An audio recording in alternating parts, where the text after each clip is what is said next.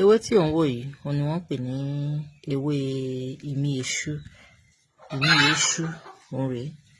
Ewé yìí ló ń jẹ́ bẹ́ẹ̀. Fún gbogbo ìwọ tí o bá ní àǹfààní láti rí ewé yìí nítòsí ẹ̀, ewé tí ó ń jẹ́ imí eṣú rèé. Bó bá ti já ewé yìí, fún gbogbo ẹni tí ó bá mọ̀ pé wọ́n máa ń sàsí òun, tí wọ́n máa ń perí ẹ̀, tàbí kí àsàsí máa ń ràn yàn. Bó bá ti já ewé yìí, gbòǹgbò ẹ̀ yìí, ní tó wà nísàlẹ̀ yìí, òun ni wàá géjọ rẹpẹtẹ, òun ni wàá géjọ. Tó bá ti gé, tó fàátù bí mo ṣe fàátù yẹn, tó gé gbòǹgbò yẹn, wàá wá gún mọ́ ọṣẹ dúdú.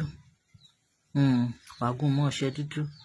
Tó bá ti gún mọ́ ọṣẹ dúdú, eléyìí ò kì í ṣe ọṣẹ Ghana o, ọṣẹ dúdú gangan ni wàá gún mọ́. Bó bá ti gún mọ́ ọṣẹ yẹn dáadáa, ó wá máa fi wẹ orí yẹn sínú bóyá báàfù, bóyá bàsíà, ibi tó bá ṣàmọ̀ pé o lè wẹ orí yẹn sí. Bó bá ti wẹ̀ tán, wàá lọ dà sí títì. Ó tán. Bí èèyàn bá sàsí ẹ, kò lè ràn ẹ́. Ẹni tó bá sàsí ẹ, òun náà ni ó forí ara ẹ gbé. Má gbàgbé, ewé imí eṣú ni. Bó ṣe máa lo ewé yẹn nìyẹn, ìyẹn ewé imí eṣú tí mo sọ yẹn fún gbogbo àsàsí pátápátá. Bí wọ́n bá sàsí ẹ, kò lè ràn ẹ́.